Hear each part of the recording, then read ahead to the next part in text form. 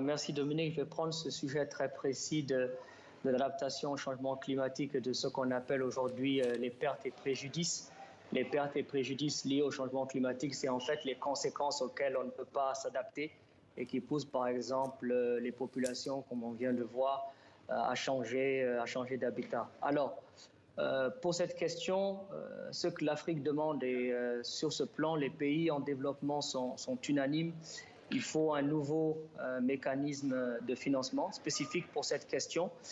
Et il faut identifier également des sources publiques, des sources innovantes. Ce n'est certainement pas le secteur privé qui va prendre en compte ce type de besoins. Et donc, très clairement, si on pouvait sortir de Sharm el-Sheikh avec ces deux éléments-là, premièrement, qu'il y ait un véhicule, un mécanisme financier spécifique et que des sources soient identifiées, ce serait déjà de bonnes nouvelles. Alors là, on est à peu près à mi-parcours de la COP27. Où en sont les négociations pour l'instant? Qu'est-ce qui a déjà bien avancé? Qu'est-ce qui est encore compliqué? Alors, ce qui a bien avancé, c'est que ces deux principes-là sur les pertes et préjudices, le fait d'avoir un mécanisme dédié et qu'on réfléchisse à de nouvelles sources, je crois que sont en bonne voie. Les ministres vont commencer à partir de demain. Nous avons d'ailleurs pour le groupe africain une autre rencontre le premier dimanche, c'est la réunion des ministres africains de l'environnement. Les ministres africains sont ici, ils sont ici en grand nombre, ils sont en train de se préparer et nous allons les appuyer sur ce sujet. Un autre sujet, vous vous souviendrez qu'à Glasgow, les pays développés s'étaient engagés à multiplier par 2, à doubler leur financement pour l'adaptation.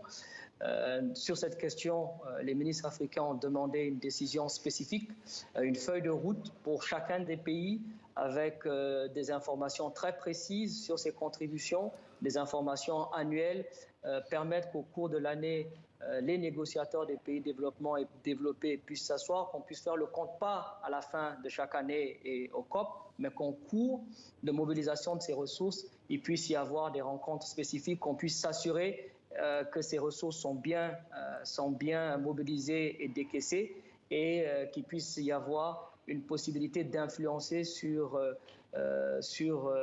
les résultats en cours de chemin et non pas à la fin de l'année et encore moins en 2025. On ne se retrouve pas dans une situation comme avec les 100 milliards qu'à la fin donc, de la période qu'on se rend compte que le compte n'y est pas.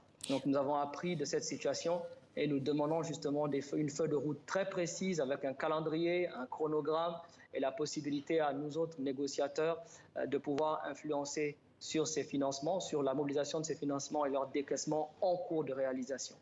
Peut-être une dernière question sur ce point-là. Est-ce que, hormis les autres pays d'Afrique et hormis les pays en voie de développement, est-ce que vous avez des alliés? Est-ce que le groupe Afrique a des alliés dans les demandes que vous faites?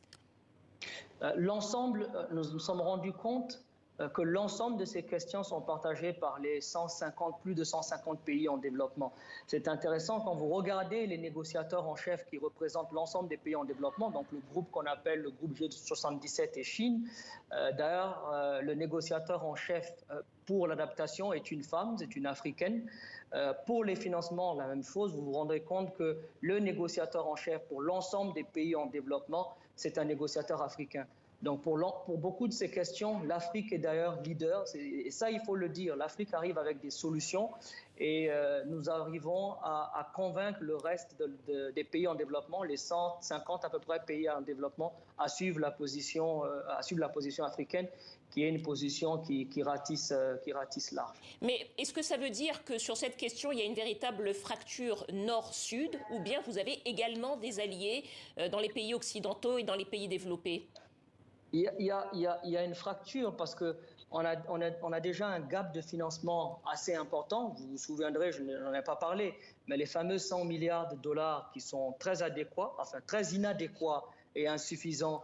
Nous sommes à peine à 86 milliards de dollars par an, c'est les chiffres de l'OCDE.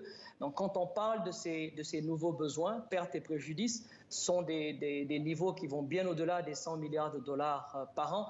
Encore une fois, nous n'avons pas un problème de liquidité en tant que tel. Nous avons un problème de volonté politique. Nous n'avons pas un problème de liquidité. Je me répète, nous l'avons dit ces dernières années, plus de 13 000 milliards de dollars ont été injectés dans le système monétaire, dans le système financier international pour faire face à la Covid, pour faire face à d'autres crises. Nous n'avons pas un problème financier, nous avons un problème de leadership et de volonté politique. Merci à vous, Seyni Nafo, porte-parole des négociateurs africains à la COP27, conférence sur le climat. Merci à vous. Merci. Dans l'Est